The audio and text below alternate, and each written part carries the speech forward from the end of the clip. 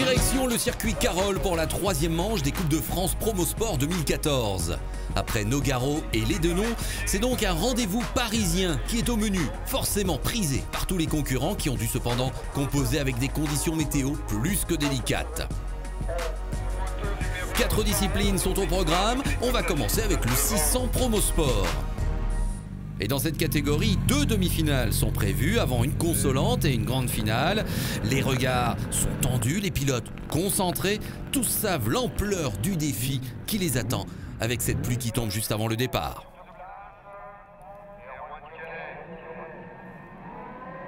Un départ qui est donné, le meilleur en vol, il va être pour Corentin Assigliarol, le numéro 17 devant Erwan Kelly, le 53, et Jérôme Hazard, le 19.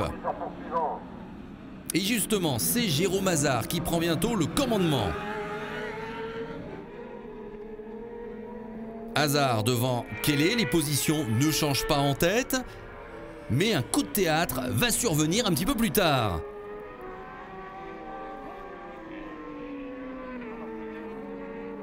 Il s'agit en fait de la chute d'Erwan Kelly. On est à ce moment-là à 2 tours seulement de la fin. Il laisse évidemment la 2e place à Cyril Guignard. Tandis que devant, eh bien, comme attendu, c'est Jérôme Hazard qui s'impose.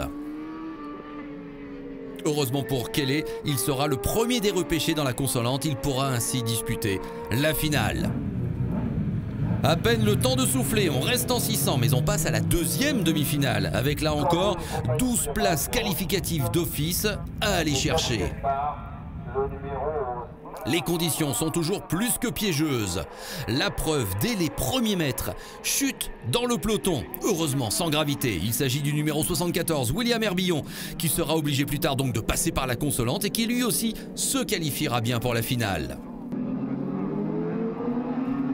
En attendant, c'est Alexandre Rodriguez, le numéro 93, qui passe en tête à l'issue du premier tour devant la Kawasaki de Kevin Meko et Nicolas Souchon, le vainqueur de la course 1 de Les Denons.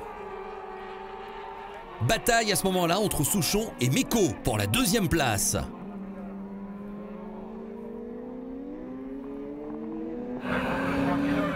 Mais hélas, les chutes continuent et dès le 7e tour, la direction de course sort le drapeau rouge. Un 2e départ est donné, mais le classement va rester inchangé. Souchon et Meko reprennent alors leur bataille.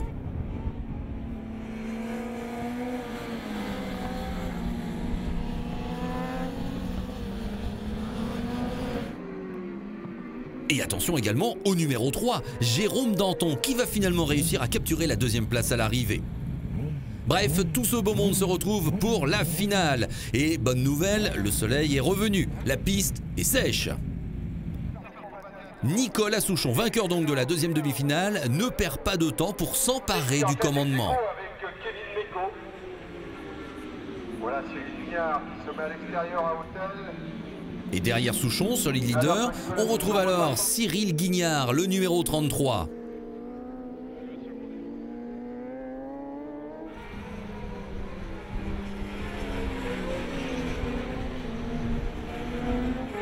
Quant à William Guillaume, parti 8e, il fait une superbe remontée qui va le mener sur la 3e marche du podium.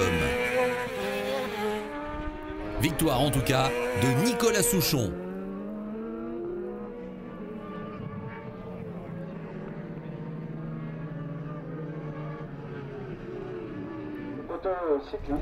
Et au classement général, c'est lui-même qui mène avec exactement 22 points d'avance sur Jérôme Hazard, Jérôme Danton 3e.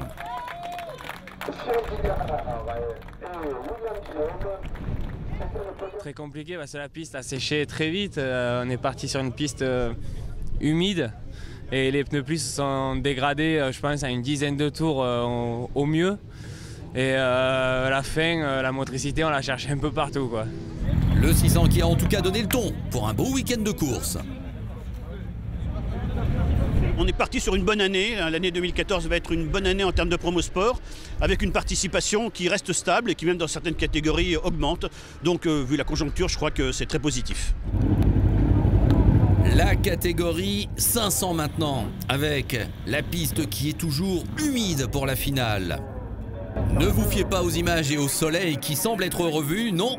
Les pilotes choisissent de partir en pneus pluie. C'est Alexandre Schweitzer qui est en pole position. Le départ est donné pour 14 tours. Et les conditions bien sûr restent piégeuses.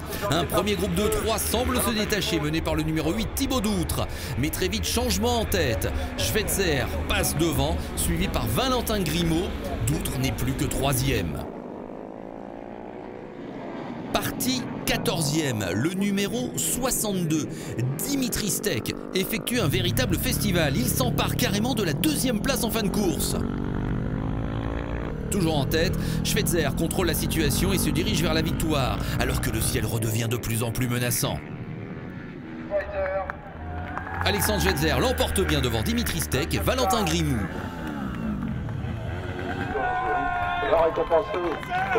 Au championnat, Thibaut Doutre en tête devant Martial Belu et Kevin Lavenne.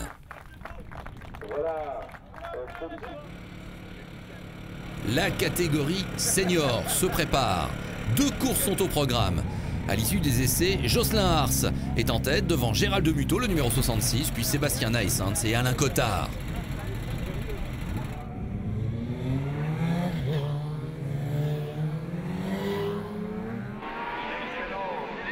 Départ de la première course et autant vous le dire tout de suite, ça va sembler assez facile pour le numéro 20, Jocelyn Ars, qui prend tout de suite la tête pour ne plus la lâcher.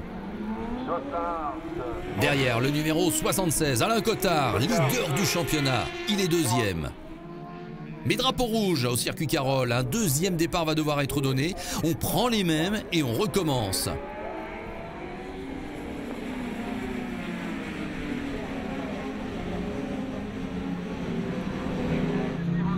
Jocelyn Ars est de nouveau un tranquille et solide leader.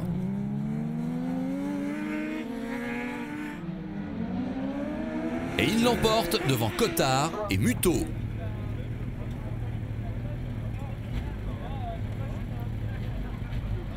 La seconde course, on ne va pas s'en plaindre, est plus animée. Ars est prêt à enchaîner sous le soleil, mais entre 2 averses. Mais Gérald Muto et sa Suzuki vont contester la suprématie de Ars.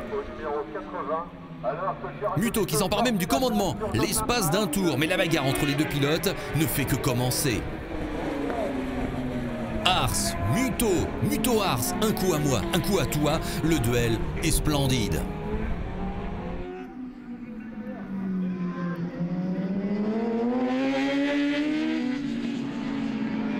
Finalement, Jocelyn Ars remporte sa 2e course de la journée devant Gérald de Muto. Alain Cottard en 3e position. James Guyon sur sa Kawasaki finit 4e.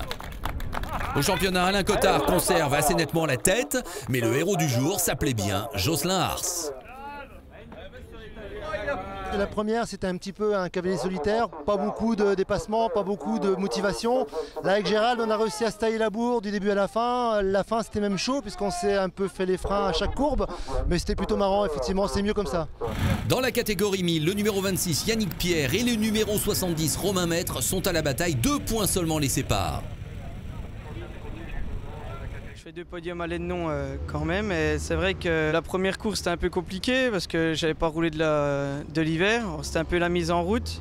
Là ça va de mieux en mieux. Bon, ce week-end c'est la pluie et je reviens du bol d'or qui était un peu compliqué aussi. Alors, je suis dans les conditions d'il y a 15 jours, ça me va plutôt pas mal pour l'instant. Je suis à l'aide-non et du coup il me passe devant à 2 points de retard maintenant alors que j'avais 25 points d'avance. Je pars 8 cet après-midi, lui est 2. Donc on va essayer d'assurer et de tenir sur ses roues, déjà ce serait déjà pas mal.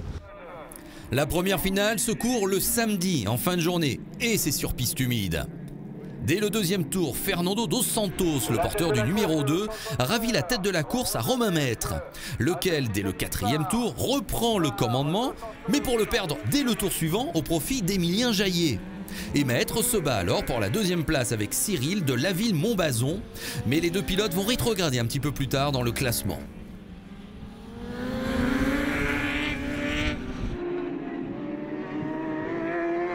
Une chute de Thibaut Duchesne et Vincent Ramade, alors remontés en seconde et 3e position, entraîne un drapeau rouge.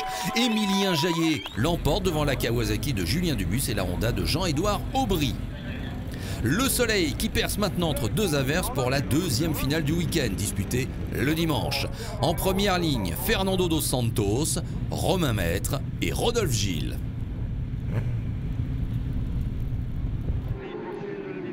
C'est Romain Maître qui réalise le hold shot suivi par Dos Santos et Delaville-Montbazon. Alors qu'en milieu de peloton, on a vu un tout droit pour Olivier Desmero. À la fin du premier tour, Maître en tête. Il le restera jusqu'au bout de la course. Grosse bagarre en revanche pour la deuxième place entre Delaville-Montbazon, le numéro 81, et Yannick Pierre, le numéro 26.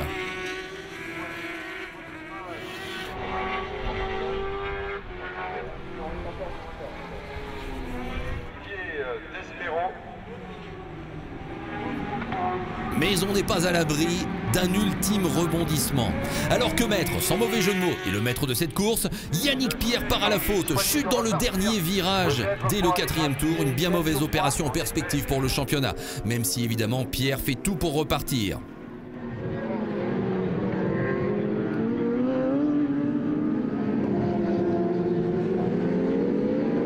Gros plan sur le numéro 4, Emeric Castella-Pressburger, qui, parti 10e, effectue une spectaculaire remontée.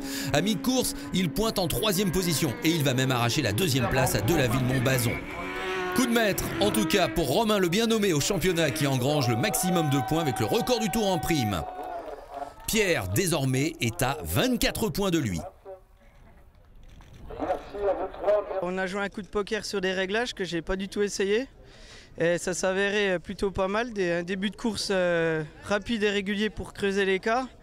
C'est ce qu'il me fallait, parce qu'à la fin, il était temps que ça s'arrête. Mais là, c'est bien, je repars en tête du championnat avec un peu d'avance. Maintenant, il va falloir remettre encore les bouchées doubles pour les prochaines. Prochaine épreuve dans ces Coupes de France Promosport, Croix en Ternois, les 7 et 8 juin prochains.